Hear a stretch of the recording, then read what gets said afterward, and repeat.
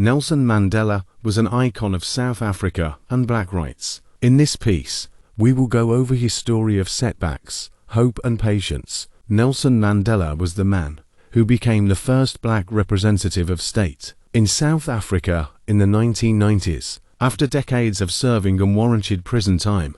Alongside being a literal leader for his country, he was a figurehead for the revolutionary changes in South Africa, for its racial divisions and issues between blacks and whites in the country. Nelson Mandela's father died very early on in his life, leading to him being raised by Jongintaba rather than his family. This was something Mandela would struggle with as part of his phase of upbringing and growing up in early life. Eventually, he would go on to pursue a movement and mentality of black activism and racial equality in South Africa. However, he would become a target due to this activism despite its innocent nature in the 1950s. Being arrested, it was during his court proceedings over the next half-decade that he would divorce his wife Nomzamo, proving to be a hurtful and stressful half-decade for Nelson. Eventually, he would be sentenced to 5 years of prison time upon returning to South Africa from being underground in 1960,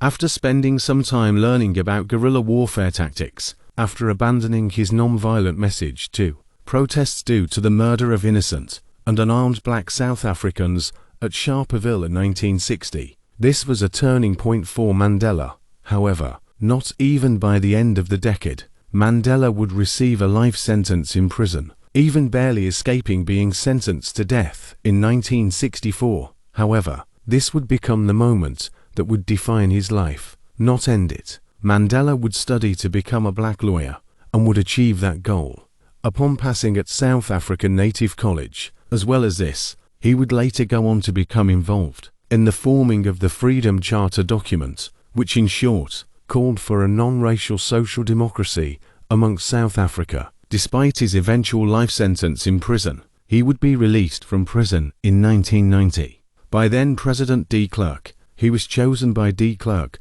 to be the deputy president of the ANC and would eventually go on to become the president of the party a year later in 1991, paving the way for Mandela into the path of politics, leading on to him receiving the highest honor in 1994, when he became president of South Africa after so many years of struggles both mentally and physically. He would use both his role in the ANC and his role as president to attempt to bring about peaceful non-racial democracy to all of South Africa. He would eventually retire from politics in 1999, deciding not to pursue a second term as president of South Africa, and would go on to lead a life of activism and representation. As an icon of his country and as an icon of black equality across the world, he would have a day named after him in 2009, being acknowledged by the United Nations as Nelson Mandela International Day, which takes place on the 18th of July annually. Nelson would eventually pass away in late 2013, having lived a full life and leaving behind an iconic legacy that will live on forever in not only South Africa, but for the entire world as a lesson of racial equality and human equality, regardless of gender, race, color, disability, or anything else that may lead to someone being seen as different. We are all the same. We are all human. And that is the message that Nelson Mandela's life left behind with all that he had done. Lessons.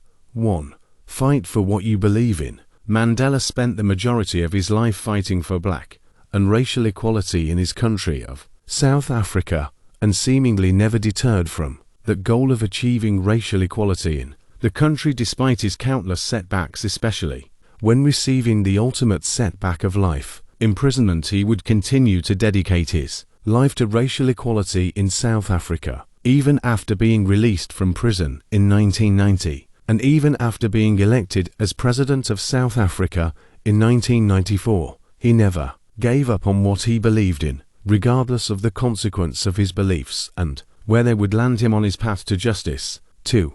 Always search for positivity when in prison for life. Mandela could have easily given up hope and wallowed in his sorrows, and of course on many occasions he would have fallen into that abyss in prison. However, he always bounced back with a positive and patient outlook that all would turn out okay. He would use the hope of his family to remain positive from prison, constantly trying to remain an active father despite his separation from his children. Mandela's biggest assisting tool during his time in prison was hope.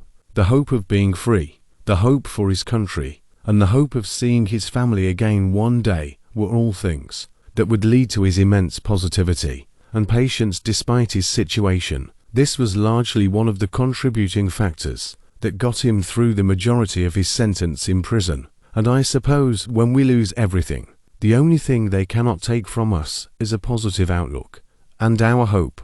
And that was something Mandela realized and hung on to for as long as he could. Conclusion. In conclusion, Nelson Mandela is an icon for a humanity and a life that can and should be learned from, as a beacon of hope that one can achieve whatever, so long as they do not give in to the world around them. He was a leader and activist for those racial, discriminated against and racial black equality in a racially unjust world. He was an icon for South Africa and a man who rose from the ashes into the highest seat in his country's land, becoming president